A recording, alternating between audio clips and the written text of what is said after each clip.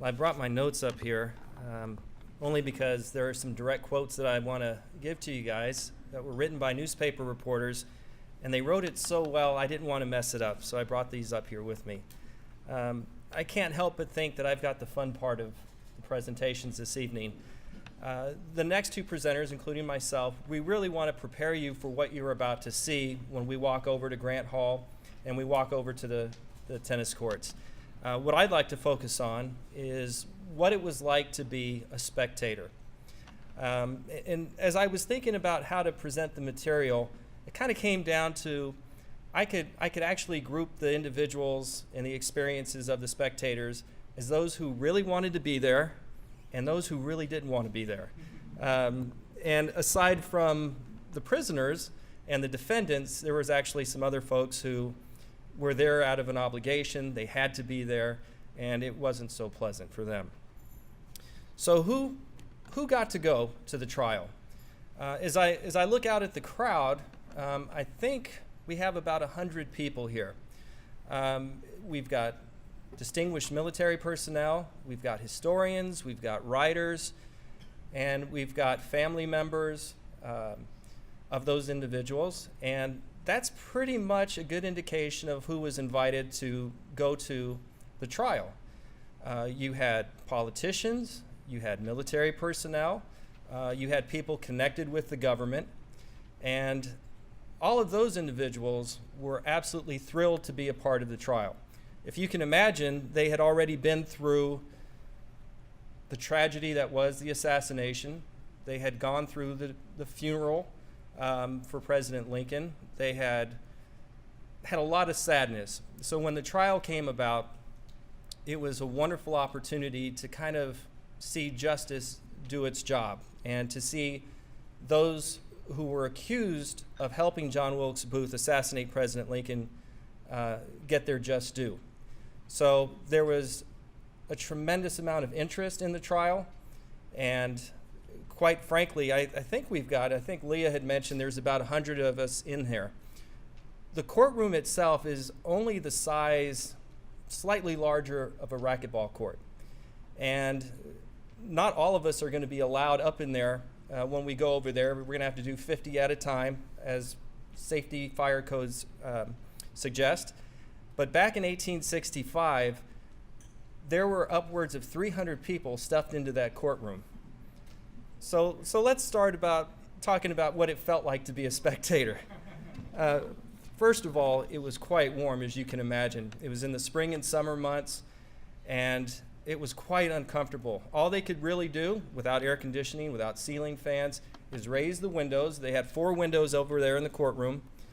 They had a prison cell door, which the prisoners had walked through, so they opened that wide up. So as you can imagine, there was a lot of fans going, a lot of newspapers swaying. Mary Surratt, one of the prisoners, had a palm leaf fan.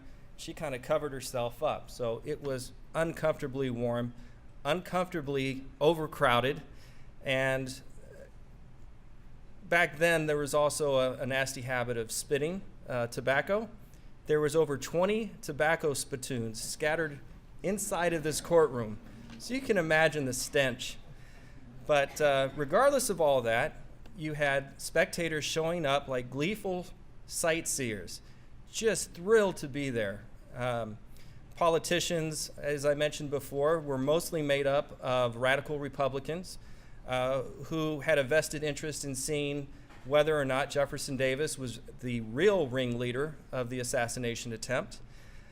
You had religious leaders, Bishop Simpson, who I want to say he presided over the funeral and gave the eulogy at President Lincoln's funeral in Springfield. Bishop McElveen, he was there on hand, and he was the religious envoy over to Great Britain. He tried to convince Great Britain not to get involved in the Civil War. He was a very honored man over there. They really had a lot of appreciation and respect for him. In fact, he was the lone, I believe, American who's ever lied in state in Westminster Abbey, and even to this day. He passed away over there. So you had these individuals, And you also had nearly half of the spectators were made up of women, young ladies, wives, daughters who, as one writer had suggested, were just thrilled with the idea of seeing prisoners in shackles and chains and desperados who had dared to try to overthrow the government.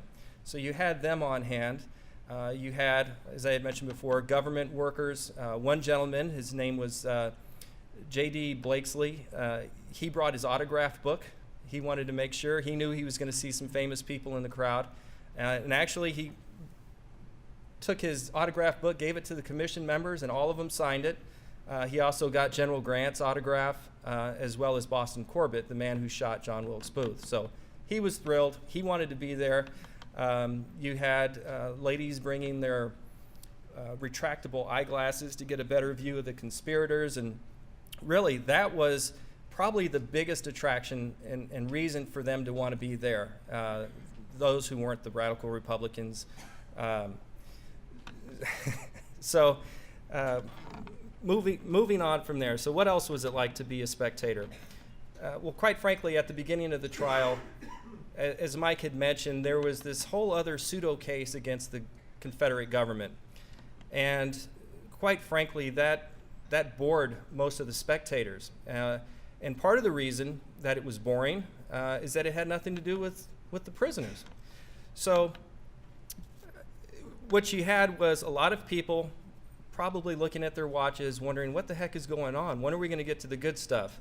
But another thing that made it quite difficult to sit through the trial was that every day, the trial began at 10 a.m., they would begin the day by rereading the previous day's testimony. This was mandatory, and it went from 10 a.m. till about 1 o'clock p.m., and it was just a rehash. So people finally caught on, and they started showing up for the afternoon sessions. But once they got up into the courtroom, quite frankly, all eyes were fixed on the prisoners. You had Sam Arnold, who sat, if you were facing the prisoner's dock, he sat on the far right. He had by far the best seat in the house because he was situated right next to a window. So he spent a lot of his time gazing out the window, not really paying attention to the testimony until it got to him. Right next to him, you had Sam Mudd and Michael O'Laughlin, who really, all three of those gentlemen looked distinguished. I mean, they weren't bad-looking guys, and that kind of disappointed the spectators who showed up. As you can imagine, there weren't tons of photographs out there, so this was the first time they got to see, some of them, what these prisoners look like. And they were kind of disappointed. It was like, well, they don't look so bad. Now, that guy, there was George Atzerodt. He looked a little rough. They thought, all right, now maybe that guy had something to do with it. Maybe he was pretty brutal. Then you get to Mary Surratt, who is, in my opinion, gotten much more publicity because she was executed rather than being a prisoner on trial. I mean, there was some kind of fascination like, oh, look, there's a woman here. She was part of this. She was the ringleader. But the real star of the trial had to have been Lewis Powell. And as Mike had mentioned, he was the man who actually did a lot of damage. He left a bloody mess in his wake. Not only did he do something that was just savage, he was also about 6'2.5", weighed about 175 pounds, and was just a spectacle to behold. So some of the words that were reserved from him, from spectators, from newspaper reports, were a cutthroat, a real brute, a monster. He was the one that the ladies really wanted to come see.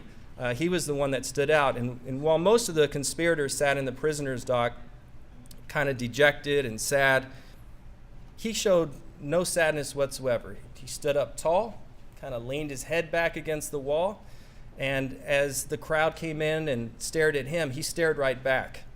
And he gave a menacing glare to most of them, according to the newspapers.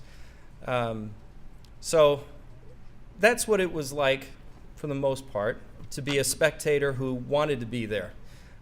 They also got quite loud, in fact. I wanted to mention that. So loud, in fact, that when some of that testimony was being reread, General Hunter had to hush him down and say, be quiet. There was no proper courtroom decorum. This really was almost a freak show or a fair atmosphere. And quite frankly, if it was almost like a zoo, then you could say that Lewis Powell was the lion of the bunch. That's who everybody wanted to see. Now, I wanted to share with you a few quotes that came directly from the newspapers. And the newspapers played a really important role in what we know about how the trial went down. They had an enormous responsibility. Coming out of the Civil War, the role of the newspaper reporter was starting to change a little bit. Just because of fierce competition between the different papers, newspaper reporters were expected not only just to give the facts, but also to kind of give their own personal impressions, to distinguish from some of the other newspapers. So now we're starting to get into the spectators who didn't want to be there so much.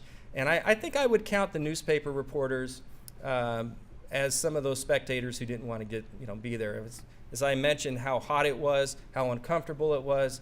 They called it suffocating.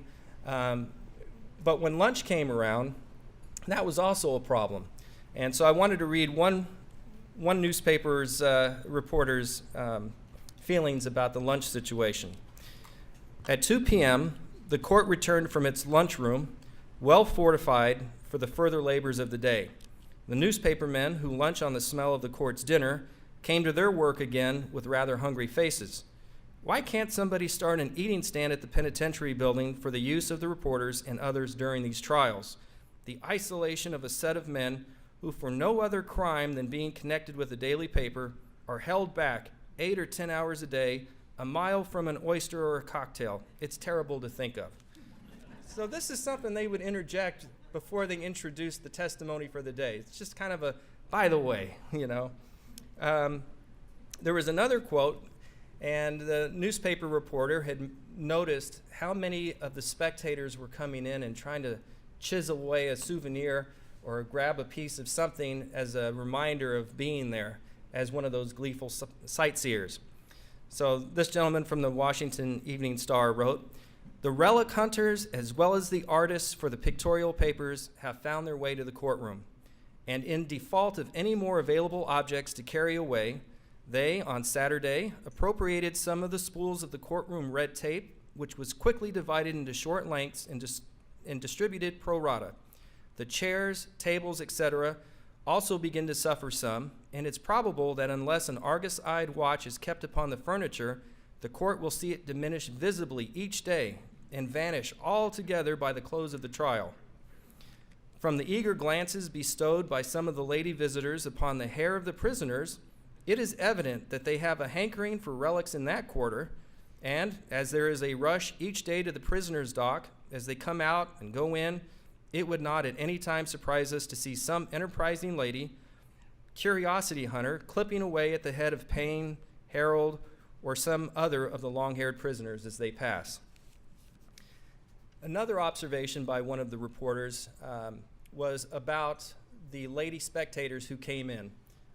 Some of them came in more than one day at a time. I mean, they were there for weeks on end.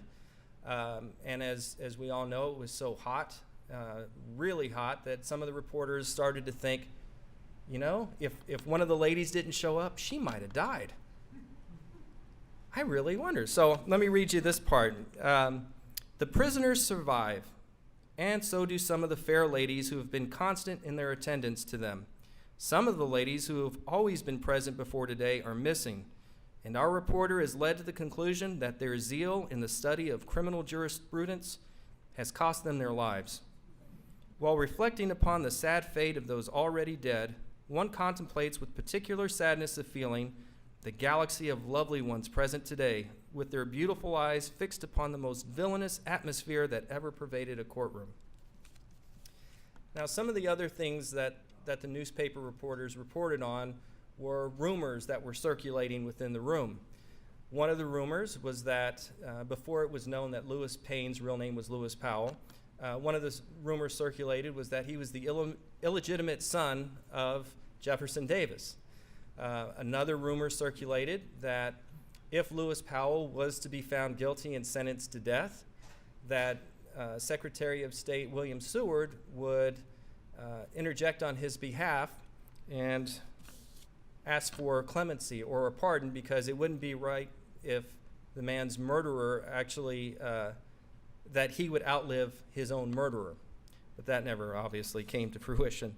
Another rumor was that Mary Surratt actually had 2 daughters, and one of them had gone mad and died while in prison, which obviously that wasn't true. She had 1 daughter. There was, let's see, I think that was about it for the rumors, but as you can imagine, it was almost like its own little community within that court, and almost like a family of people who got to see each other, and then there was the ones who just showed up just to say, I've been there. I can mark it off my bucket list, so to speak. Now, some of the notable spectators who showed up for the trial, General Grant, as Mike had mentioned, was there, and he was called as a witness. John Hay, who was Lincoln's secretary. Ward Layman, who was a very good friend of President Lincoln and self-appointed bodyguard, so to speak, and he had actually warned him, please don't go out to the theaters in this time. Edwin Booth, John Wilkes Booth's brother, was actually a spectator, and he was thought to be a witness at one time, but it was thought better of it. The attorney, Colonel Doster, had thought about calling him up to testify as to John Wilkes Booth's power of persuasion over weak-minded individuals. But he thought better of that and never called him to the stand. Tad Lincoln was supposedly there. Now, I can't really verify that. There was only one newspaper that reported he was there, and whenever you get one newspaper reporting something like that, you just kind of have to think twice and like, well, maybe not. There was another spectator who showed up, a famous face in the crowd, which really got the prisoners laughing on one particular day, and that was Dr. Mary Edwards Walker. She is gone down in the history books as, I believe, the lone Medal of Honor winner for a female. She showed up, and what was interesting about her is that she was also a feminist and believed that she could wear a man's clothes back then. So she showed up wearing pants and a jacket and drew quite a few snickers from the prisoners. Some of them smiled, and Davy Harold, who was considered the clown of the bunch, he just outright laughed. And I should tell you a little bit about Davy Harold. He was something else. He really thought, probably up until the day they said, you're going to die for what you did, he probably thought he was going to get off. He was the gentleman who helped Booth escape, kind of showed him the countryside, and was real familiar with the countryside and able to take back roads that were not going to be heavily guarded, so to speak. He sat there with a very aloof attitude. A lot of times the ladies who came in to stare at the prisoners, he would be staring at them just as hard. And he'd like to lift up his manacles and show them and say, check me out, I got these. Or he would try to act like he was real important, and he would bend down to try and tell his attorney, something that might help his case, in which they just stop. You're an idiot. Stop talking. They just didn't have time for him. But hopefully that gives you all a better idea of what it was like to be a spectator in the courtroom. The next speaker, Barry Cauchon, is going to give you a good idea of what it was like to be at the execution, which was another infamous day in this whole tragedy that played out. So with that, Barry Cauchon.